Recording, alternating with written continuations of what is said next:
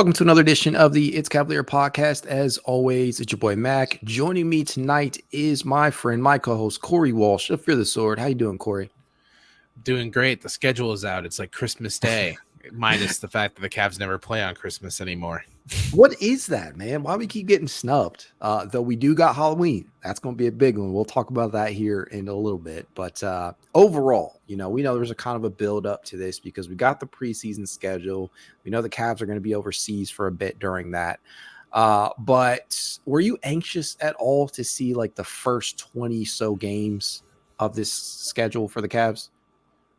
I feel like the NBA is in a tricky spot considering it's an 82 game season that it can't live up to the amount of hype that an NFL schedule is just due to the fact that it's 17 games versus 82. And it definitely, but the NBA differs from the NFL because it's like due to the fact there's so many, it's like you want to see what kind of stretches are going to define your season and how you handle it. You always kind of outline like throughout the season, well, if the Cavs go 6-4 in this stretch, then we should be all right as long as they tread water in terms of where they stand. So that's always interesting. I was kind of eager to see what kind. It seems like the NBA every year tells the Cavaliers are going out to the West Coast in an early stretch, and we're always like, well, this doesn't seem like this is going to go that well, seeing as we usually have drastic change-ups to our team every year.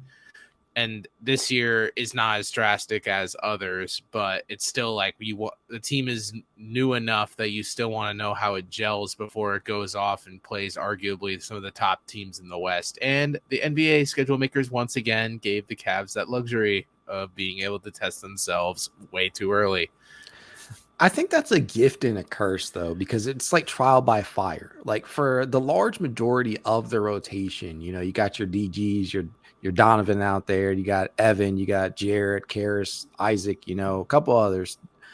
Most of them, we know how they work together. We know that they have gelled at certain points, and we've talked ad nauseum, I feel, about like Donovan Mitchell and Darius Garland still trying to figure things out. From just the general standpoint of when are you going to have a big game? When am I going to have a big game? And how can we have big games together? I think this is just more along the lines of trial by fire. We know that the biggest, I would say the biggest challenge coming into this offseason was finding floor spacing ability. And I feel like the Cavs got that in Max Strus, George Niang, Ty Jerome, etc. But I'm very, very interested to see how this new look Cavaliers team functions. And unfortunately, we don't get an easy team in game one. We start on the road, if I'm not mistaken. We start against the Brooklyn Nets on October 25th. And Corey, this is a very, very interesting team, man. It's when you take a look at the Brooklyn Nets, I think many people after last season's departures of Kyrie Irving and Kevin Durant and whatnot thought this team was just going to kind of, peter out. But they fought, man. They had a very interesting series against the Philadelphia 76ers team that was obviously, had out-talented them.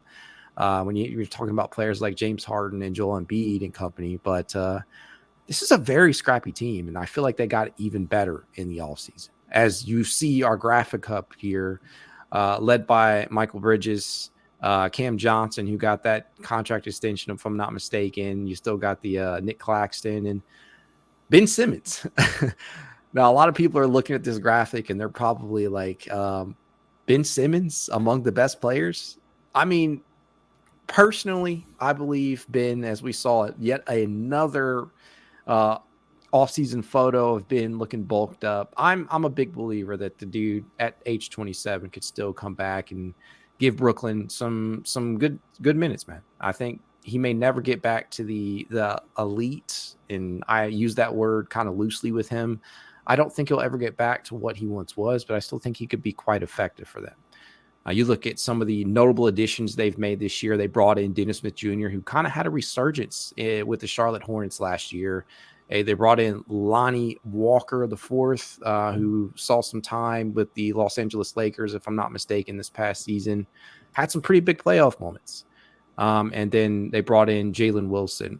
And then you look at the departures: Joe Harris, Seth Curry, Markieff Morris, TJ Warren. There's a few others, but lots of roster shuffling. And I say all that to say, Corey, just to kind of ask you, how are you feeling about this matchup, man? As the first one of the season, you look at what the Nets were able to do last season and take this record right here with a grain of salt, 45-37, because a lot of this was with Kyrie, was with Durant on the roster, but the Cavs still managed to win the season series 2-1.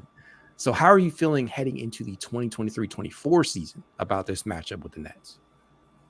I don't think the Nets for the whole season are really going to be a team fighting for playoff contention. Maybe they'd get into the 10 seed for the play-in, but their record post Kyrie and KD, the overall record, like you said, is kind of deceiving. I mean, they were barely treading water to get in.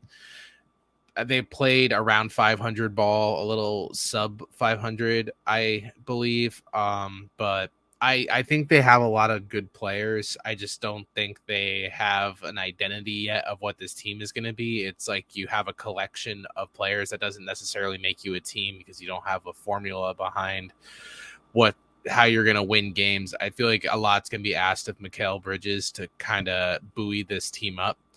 And I think they could easily beat the Cavs in the first game just because they have a lot of players that could go off at a given time. I mean, they lost a lot of their floor spacing with the departure of Seth Curry and Joe Harris. Yeah. Yeah. And, but they do have a ton of talent that any given night could probably get them to a win if they necessarily need it. So they'll be they won't be as much of a pushover as I think the common consensus is, even though I do also agree with that consensus that they're probably not going to be in the playoff conversation this year. So if you had to predict the outcome of this game, let's just, treat every game as its own instance, I suppose. Cavs winning this game? I would say because of the cohesiveness of the Cavs versus the limited run that the Nets had, I would say, yeah. Okay, I think that's fair enough. I'm like, I look at Mikal Bridges, and, for so long, he's a player who I felt would have fit exactly what the Cavs needed. I mean, kind of your prototypical 3-and-D wing out there. And obviously they're building around him. More power to them. I think that they made the right call with retaining him. What do you think about Cam Johnson? I think Cam Johnson's a great player. I think Cam Johnson is one of those players, though I don't necessarily see what a leap from Cam Johnson would look like. I think he is a very quality role player, and he is a starter in the league for sure. I just think if your entire team is built around those two, I think your ceiling is kind of maxed out at fighting for play-in contention. I think that's fair. I mean, the East, it continues to grow. It continues to become more and more difficult to traverse. There is a lot of, shuffling about in the league right now, especially with the Philadelphia 76ers, who the Cavs, continuously had them be a thorn in our sides. But I say that to say, man, you just don't know. Like, teams that we thought were going to be bottom feeders might surprise us. I think Brooklyn, I think they're kind of in that, I hesitate to say the word mediocre tier, but I think they're going to end up falling by the wayside here. I think they can challenge for a play-in spot, but I think you'd be probably pushing it if you're thinking that they're going to make it as a 6 seed or higher, but that's just me. The next opponent up here on the Cavs schedule, if I am not mistaken, is the Oklahoma City Thunder, who the Cavs should face twice in the first 10 games, which is crazy to me. You look at what they've been able to do these past couple of seasons in talent acquisition. They've continuously been a spot where people just kind of offload not draft picks, offload salary and whatnot, and players, and in return, they've gotten a ton of draft picks, which has allowed them to kind of restock the shelves in regards to their rotation. We know they're led by SGA over there. They have Chet Holmgren, who I'm not yet a believer in. Got to stay healthy. But I'm sorry, Chet, I had to throw that shot out there. Josh Giddey, very, very phenomenal talent. Lou Dort, Jalen Williams, y'all know I wanted Jalen Williams as a Cavalier. Corey remembers. And then you look at some of the people that they've been able to bring in. Victor Oladipo, who, man, sad to see him get injured during that Miami Heat playoff run last year, but I'm glad that he's landed on his feet again. And then, they traded for Ty Washington. They brought in Case and Wallace via the draft, and some of the departing players here, Darius Baisley and Jared Butler. Corey, you would not believe how hard I had to look in there to see who actually left, because when you look at their roster right now, it's basically the same, with the exception of those three up there. If you had to take a guess at the Cavs' potential prospects at winning this one, what is it? I think the Cavs should win this game fairly easily. They're an experienced team. They are filled with veterans and players that certainly know how to win games. I think SGA is going to be in the top 10 in the league conversation very soon. But I still personally, I don't think have my Cavalier goggles on, but I think Donovan Mitchell's still the best player in this series, and he's definitely the best closer, I think, in this series. So I think that's usually a pretty good decider for games in the closing stretch, because I think, especially with these first two games, like, they're both two scrappy teams, and the Thunder are being picked by many to be one of those teams that sneaks into playoff contention this year. And I certainly hope so, because I love young teams that you can watch them grow. Like we watched Memphis a few years ago before they became the villains of the league and everyone turned on them fairly quickly. But I think they definitely will provide a good challenge to the Cavs, because they're going to have relentless energy, full of hungry players, just trying to, put this team on the map. And it's not far off from where the Cavs were trying to be 2 years ago. So it'll be very exciting to watch these first two games for sure. Is there anybody on this Oklahoma City Thunder roster that you're a huge fan of, just from an individual standpoint?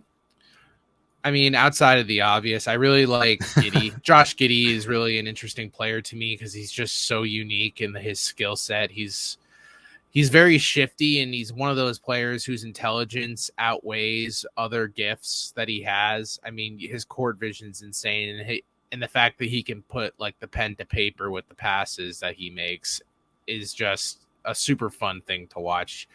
If I was like Bill Simmons doing NBA league pass rankings, Josh Giddey would probably be in my top 5 for most fun that I have watching on a night-to-night basis. He was in was it the Rising Stars Challenge last year, and they had him mic'd up for a bit. And one of the things that I remember that he was talking about was, he was referring to himself as basically when he was a young child and whatnot, and when he matured. I found it very funny because you just look at the game that he has right now, and it seems to have very high basketball IQ. I'm just wondering whether or not you think he could eventually get into the fringe all-star kind of status. I think he'd be a fringe all-star player for sure. He's definitely could be in the conversation for being like a top 40 player in the league, top 30 maybe, depending on how his shot progresses, because that's really what's kind of holding him back right now. He has good touch around the rim. He's a great passer. He is a human stat sheet, and I think he has his ceiling. He's not even at his ceiling yet, and he's still this good of a player. So the Thunder should be very happy with the backcourt that they have right now. Okay, so we are now 2-0, if I'm not mistaken. We got wins over the Brooklyn Nets and the Oklahoma City Thunder. Let's see if that holds true with our next opponent, and that would be the Indiana Pacers, if I'm not mistaken, who the Cavs ended up winning the season series 3-1 against, which is an awesome sight to see. You look at the talent that they have on their roster. Obviously, they're led by Tyrese Halliburton. They still have Miles Turner, who is consistently in and out of trade rumors. Before we move on, did you think Miles Turner was going to get moved this offseason? I just don't understand why it always feels like Miles Turner and Buddy Hield are a package deal. Like you have to get one with the other. I think Miles Turner at this point is probably going to be a Pacer for life based on the fact that the Pacers value him obviously so highly that no team could ever match the value that they see. So might as well keep your, God knows what they view him, future Hall of Famer Miles Turner in-house. I know a lot of people in talking about some of these trade rumors, and specifically in reference to the center position, Jared Allen. A lot of people were thinking that some type of deal factoring in Miles Turner that included Jared Allen, getting Miles in return would potentially help the Cavs just because of some of the floor spacing element that Turner does have, and we know that he is a shot blocker. We know that what he can bring to the table from a defensive standpoint, but I say all that to say that it's just funny to me that this dude is consistently in trade rumors. I feel like the last 2 to 3 seasons, Miles Turner is going to be on the move. Miles Turner is not going to be an Indiana Pacer, but it's something that I find hilarious. And then right on down the line here, Buddy Hield, as you mentioned, very, very excellent sharpshooter. Somebody the Cavs probably also would like to have on their roster. And then Ben Matherin had a really good rookie season this past year. You look at some of the additions that they've made, and they brought in Bruce Brown, who's a player who kind of thrived with the Denver Nuggets last year, and is coming off of a title. Do you think he was an overpay? I think when you're a team like Indiana, and as Cavs fans, we definitely have seen times like this. You just have to overpay to compete with big market teams. And not that Denver's a big market, but they're a team coming off of a title.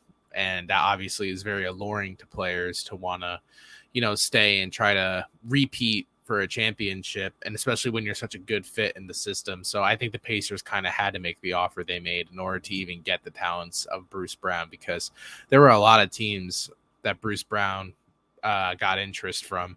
So how do you stand out? You offer the dude the bag. And I certainly will never scoff at a player that is as useful as Bruce Brown. He's no like all-star level player, but he's a player that every team benefits from having on the floor. And I really like those additions that Indiana made. It makes them a very complete team. And if they just keep riding the Tyrese Halliburton rocket ship into the stars, then they have a good roadmap to be a playoff contender this year.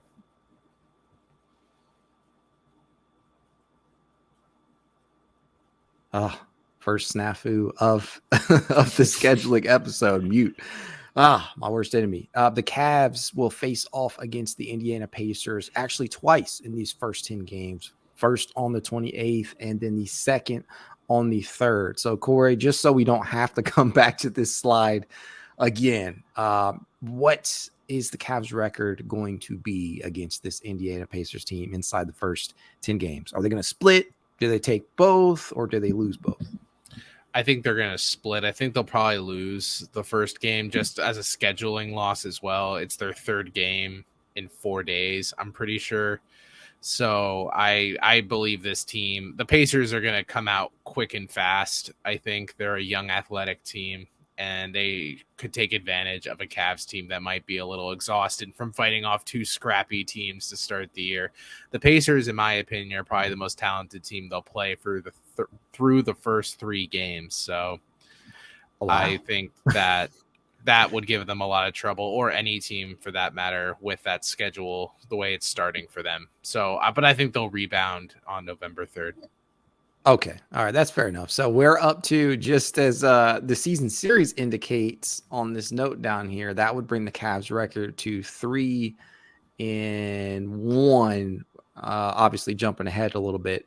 The next opponent on the docket is none other than the New York Knicks, who I need not really say anything about them. They really just kind of feel like Cleveland's arch nemesis at the moment, after flaming out against them, losing a basically 5-game series that really never felt like the Cavs had the upper hand.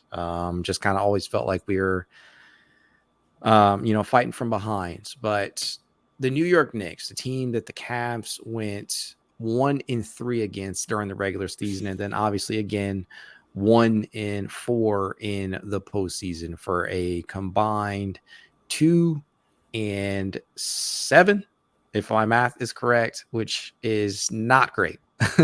We know the Knicks won 47 games last year, with the record being 47-32. Pretty awesome sight from them as far as talent is concerned. You know, they have Jalen Brunson, who emerged as one of the best players in the league last year. I don't really think that can be debated, as much as it pains me to say that. Julius Randle continues to surprise. I think we all kind of felt that he has always had the talent, but not until he got to New York where he really started to put it all together. RJ Barrett is kind of I don't know. Corey, why don't you answer this question for me? It's just something I've always kind of wondered about RJ, because I saw this thrown about the other day. In a redraft of that draft, does RJ Barrett go number 1? No.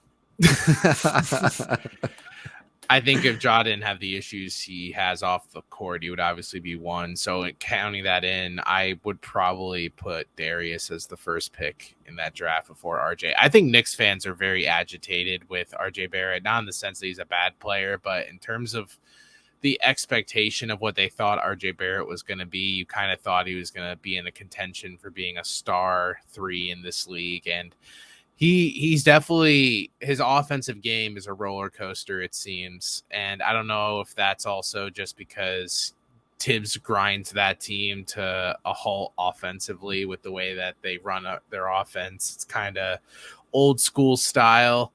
And especially with Jalen Brunson being on the team now, it's not a bad thing to have a great scoring guard, but those are also going to be touches and shot attempts taken away from RJ Barrett as well. But he's definitely an interesting player. I think he'll be in the league for a long time. I personally haven't been able to pinpoint where I think his career is going to end up at its peak. It's a tough thing, man. It's a tough thing to kind of forecast, because he's kind of erratic in terms of his efficiency. We know that Not in the playoffs. We know he could put up points. I think he put up about 19 and a half last season during the regular season. And I don't know what to expect from RJ Barrett heading into, what is this, year number 5 for him? Mm-hmm. I'm not really quite sure what to expect from him. Does he take an all-star jump? Does he kind of remain inconsistent like he has been? I don't know. If you ask New York Knicks fans, I think they would probably, they're split down the middle in regards to how they feel about him, based upon what I've seen. But I think Knicks fans should want RJ Barrett to be in contention for their second best player. I think they should want Julius Randle to become a tertiary option versus the secondary option if this team is going to take the jump that I think Knicks fans want them to, because they have great players around them. They just need someone who can reliably be the second best player on this team. And I think Randle goes through spells where he doesn't necessarily play his best. It seems like it's season by season at this point. You don't know which Julius Randle you're going to get. And if RJ Barrett can provide consistency offensively, I think that's a huge boost for them. Yeah, and you talk about some of the secondary players that they have. They're the Mitchell Robinsons of the world, who we know gave us just fits this past postseason, and Isaiah Hartenstein, guys like that the Cavs are still going to have to contend with. Do you think, just based upon these offseason additions that we've made, that the Cavs are they're any better suited to face off with that team? Because I feel like the Knicks were so damn good at pulling down offensive rebounds and getting second chance opportunities and whatnot. And, do you think the Cavs are any better suited to face off against them now? I think the spacing that the Cavs have, with the amount of shooters that require attention on the perimeter, will force people outside of the paint, which should make offensive rebounding a lot harder for the Knicks. I think the reason that they were able to, as illustrated by friend of the podcast, Tony Pesta, in a screenshot he posted showing how Knicks defenders throughout the series were literally not even paying attention to our perimeter players, which when you aren't needing to crash the glass when you're standing right under it, it certainly helps. Yeah, I think that was obviously, it all correlates. There's a huge correlation between spacing and offensive rebounding in regards to positioning. And so if the Cavs opponents know that there's not really great 3-point shooters out there, they know they can clog the paint up as they did. That's not necessarily going to be the case this year. When you have Strus out there jacking up triples, you have Georges Niang who can go out there and, sink some triples out there, and then whatever improvements that, players like Isaac Okoro may have made, and Karis LeVert as always. So, for me, I think I'm not going to say much better suited, because I still feel like a lack of a proven third big, and this is not a shot at Damian Jones, because I think he's going to get a pretty good opportunity this year. But I don't think the Cavs, at least for now, until they go out and get that, or they prove to me that they can play small ball at a higher level than they did in that series, I feel like we're still kind of we took a step up in regards to competitiveness against them, but I don't feel great. I got to admit that. So we know that first game is on Halloween night. Great. Awesome. I love it. And they have a November 1st game following that. So a back-to-back. How are you feeling about these two?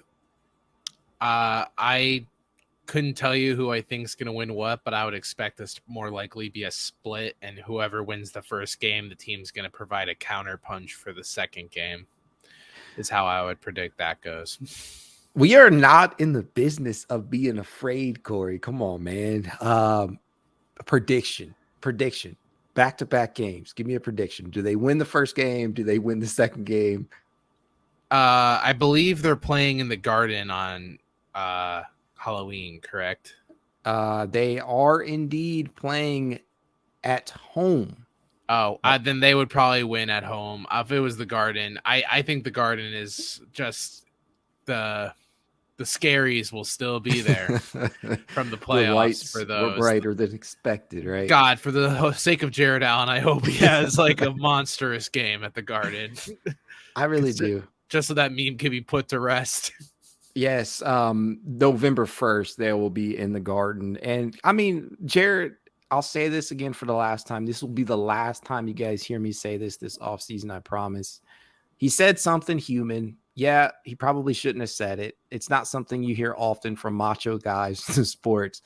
The two just don't often mix. But he was honest with us, and I think he should. I think there's a certain level of gratitude should be extended his way, because you don't always get that insight. He was being completely transparent.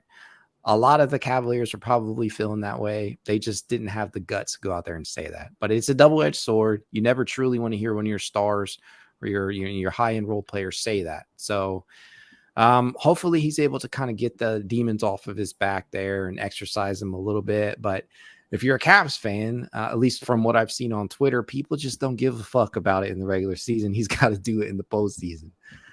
But we'll see. True. So what was the win-loss prediction on that? You think they lose in the Garden and they win at home? Yep.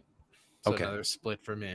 Okay, so that brings us to, and I have to agree, like I said, I don't feel great necessarily about, specifically in regards to the additions we've made against this team, just because we haven't shored up the big position with a proven option. And again, no disrespect to Damian Jones. So that brings us to 5-1, if I'm not mistaken, and that brings us into our matchup with the Golden State Warriors. We're going to skip on over. Come on, Corey. Let me at least get to the graphic. We're going to skip on over the Indiana Pacers, who are the November 3rd matchup. We already discussed that, and head right on to November 5th, which is the Golden State Warriors, who went 44-38 last year, and the Cavs lost the season series 0-2. So when you look at, and they actually play the Warriors twice, which sucks ass in the first 10 games. I got to say it. Not really too much needs to be said here in regards to their talent, man. Steph Curry, Klay Thompson, Andrew Wiggins, retained Draymond Green at the expense of Jordan Poole, in my opinion. CP3, that's an interesting one. I want to talk a minute about that. When that deal was made, did you feel that CP3 would be rerouted eventually? I kind of treated it the way they did with D'Angelo Russell, where they wanted to get an asset out of something that they knew they really didn't want or they were going to Kind of like an lose. overpay. Yeah. No, like in the sense of when they lost Kevin Durant, they made a sign and trade to get D'Angelo Russell in return, so at least they could salvage an asset that down the road they could maybe recoup the value and then move it onward. I think they want to give CP3 a test run. I think CP3 is going into this kind of fingers crossing that he's going to be in the starting lineup. I think more likely than not, he's going to have his first instance where he's going to be trying to campaign for Sixth Player of the Year award, which is Chris Paul. So if he Probably get it. plays a good bulk of the games, he should probably win it. He's the most talented player, I think, to come off the bench this year. I think he could easily make life easier for a lot of the Warriors. I mean, Steph Curry isn't even necessarily a traditional point guard where he's looking to feed others primarily. He needs to just have like the Warriors' best lineup with Curry to get open is with Draymond playing point forward. So I think I'm wondering how they're going to stagger the two of them because I don't know necessarily what they'll do together, Green and CP3, but I think CP3 can operate as a more traditional offensive hub for them to set up the rest of the Warriors for good looks. I think CP3 can thrive in this too because I think this is the most complete 1 through 5 he's played with for a decent amount of time in his career. I'm wondering, I too wonder if he's going to eventually make that transition to the bench. And I think you just look at what their starting lineup could potentially be. We obviously know Steph Curry ain't going nowhere. Klay Thompson has to start. Andrew Wiggins, you're paying these guys a tremendous amount of money. And then if I'm not mistaken, they just re-signed Draymond, right? So I really don't know. Like I seriously do not know what they're going to end up doing. Like, 4 of the 5 are already there. I just don't know who that 5th starter is going to be. Could be CP3. But their roster's looking a little odd too. I mean, they added Dario Saric, they brought in Corey Joseph. Obviously lost Jordan Poole, who just looks absolutely just devastated there in Washington. And then, Dante DiVincenzo heading to New York, and then Andre Iguodala, if I'm not mistaken, retiring.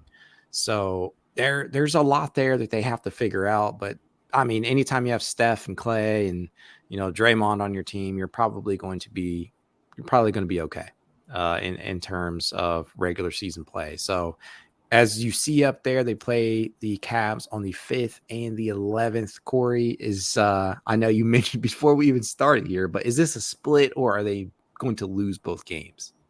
Or do they win both? I feel like I might be a Debbie Downer here. I might think they lose both those games. I don't know. It feels like every time, this is a gut feeling. This isn't analytical in the slightest. I feel like every time we play the Warriors, feels like it's like a version of the finals, and I get myself hyped up for it. And I think the Cavs also get themselves just because of the history between these two teams. They buy into that type of atmosphere, and it feels like they almost just play antsy and frenetic, and they kind of lose their cool in these types of games. So I'm gonna set myself up to not be disappointed and say that we probably lose both. Well, I mean, I history would tend to agree with you. Since LeBron James left the Cavaliers, which is the at the end of the 2017-2018 season, the Cavs are actually 0-9 against the Warriors. We have not won, if I'm not mistaken, a single game against the Golden State Warriors since LeBron James left town. We've gotten close, I feel, a couple of times, but we haven't been able to actually pull the game out, which is just sucks, man. I hate the Warriors, with a burning passion, but I have to respect them from afar because of what they've been able to accomplish, obviously, both as a team and on an individual standpoint from, when you're looking at players like Steph Curry and, Klay Thompson, 2 of the best, if not the best tandem shooters in the game. So I feel that they're going to split. I think that streak ends this year. I'm hoping and praying here. The November 5th game is at home. I think the fans could probably give them a little bit of juice. So I'm going to say that that's a W. And then I think when they are to face them in their home arena on the 11th, I think they're going to lose that game. I want it on the record that for those watching on YouTube, Mac did not respect the Ty Jerome revenge tour and didn't even put the man as a notable departure. I mean, you just look. I can't put him over there. Dante DiVincenzo played a pretty decent role for them. Jordan Poole, it was basically a 6-man You of the could year have candidate. removed Corey Joseph as a notable addition in respect of Ty Jerome getting the space he needs. So, The absolute shade. Drive-by shooting on Ty Jerome. I'm gonna catch real flack about that. Thanks, Corey. Good. Yeah, I He should have has subbed Twitter out. blue, so get at him. He'll see it. I should have edited out Andre Iguodala and put Ty Jerome in there, right? Exactly. Oh man, Why oh man. respect a legend of the game when you can respect another one in Ty Jerome? Sheesh, man. You know, you're right. I'm gonna own up to that mistake. Maybe when this is being recorded, so you never know. I might cut this piece out, Corey. Yeah, well, then this is going to be real awkward. Transitional period. Oh man, so I think that brought the record for you because you think they're going to lose both of these games. That brought the record to It should be 5-3, 5-3.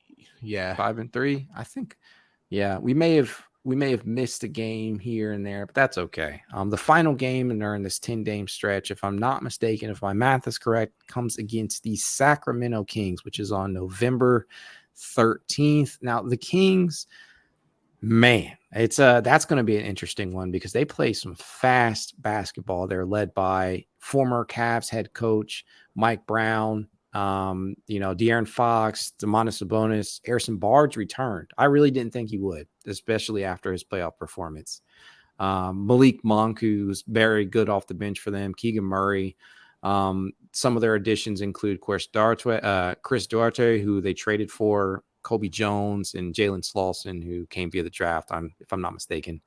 Some of the players they lost, Matthew Dellavedova, old friend, Matthew Dellavedova, who remains on the free agent market, Rashawn Holmes, and then Terrence Davis. Does this matchup scare you at all? I think it's going to be very interesting because I feel like we played them at a similar point last season in the beginning of the season, and the Cavs watched their lead evaporate in the fourth quarter and never get it back. So I hope they remember this from last year and they come out against Sacramento knowing that this team is ready to play some good basketball. They were a major threat last year in the West. It took a veteran-laden Warriors team that knew how to win games to barely knock them out. I mean, that was a fun ass series to watch. Just like as an outside spectator, that was some fun basketball. I think people are forgetting about how good the Kings were and that they could easily make a similar run like that again in the West. I feel like I want the Cavs to win this, so I am going to say it's a win because, God damn it, that loss pissed me off. I mean, it was a brutal one, man. I mean, it was one of those ones where you had the feeling that it was going to happen. Like sometimes you can just feel the energy shift in the building, and that game was no different. I think that just the style play that they have, the speed at which they play, I just don't like it. I'm hoping for a W, but you just never know. Very, very happy for Mike Brown getting the opportunity there after spending years with the Golden State Warriors. I think it's heavily deserved that he had some success with them because I always felt like, and feel free to express your opinion on it, but I always felt that Mike Brown deserved another chance. That last Cavs season was a rough one. The Lakers season was worse. And I'm glad he did get another opportunity in the league. I was kind of shocked he did. I feel like he kind of made that permanent transition to just the assistant. But Steve Kerr breathes life when your team is absolutely dominant in the league for quite some time. People are like, why not just see if he has another thing? I mean, who was also signing up to be the Kings head coach at that time as well? I mean, the Kings were looking like they were just in purgatory forever. So props to Mike Brown for being able to bring this team to the next level. And I'm very happy for him that he can continue being a head coach in this league. You just look at this team and I'm wondering whether or not, and I'm choosing to believe that last year wasn't just kind of like a flash in the pan, just kind of miracle. I really think they made a lot of progress last year, and I think that's going to sustain itself. So I think they're going to have another pretty good season. You never quite know what the West is going to shape up to be, just like the East. It's just there's just so much fluidity in regards to some of the roster upheaval across teams. But I think this team is going to be one to keep an eye on again. I mean, they brought the Warriors to the brink there. Just a couple plays would have went their way, and we could have been talking about the Warriors. Well, not the Warriors, the Kings up there. So you just never quite know. For me, I think the Cavs are going to end up winning this game, and I think that brings my win-loss total to 7-3. I think that brings Corey's to 6-4, if I'm not mistaken. Corey, feel free to correct me if I'm wrong, but you just look at that 10-game stretch. You have, you got the Nets, you got OKC twice, you have the Pacers twice, you have New York twice, all these fucking back-to-backs. And then the Kings, you close out against the Kings in that first 10 games. Well, the back-to-backs are due to the league trying to cut back their carbon footprint. That was implemented last year. I mean, it's not a bad thing. I mean, I love it from like a, green standpoint, but just for the record, Mac doesn't care about the planet. He's trying to backpedal. He's like, yeah, no, this is fucking bullshit. Oh, yeah, no, I love that. Yeah, no, for sure. I'm a big eco guy. I recycle. I don't know where it goes, but I throw it in a bin. I recycle. Funny story, dude. I mean, not to get off the topic here, dude. I just moved into my new space here. You see my wonderful setup back here, guys. I love Iron Man. If I've never said that on the pod, I mean, like a huge comic book guy, and Iron Man just happens to be my favorite superhero of all time. But that's besides the point. The point is somebody stole my fucking recycling can, bro. Good, because they know you weren't going to use it. Somebody stole my shit. Like, I'm just like, they probably recycled it. Recyclops. If any of you are office watchers, man, yeah, they got me. They jacked me. But just to kind of tie a bow here, 6-4 for Corey, 7-3 for me. I think either of those, just looking at these opponents, is pretty good.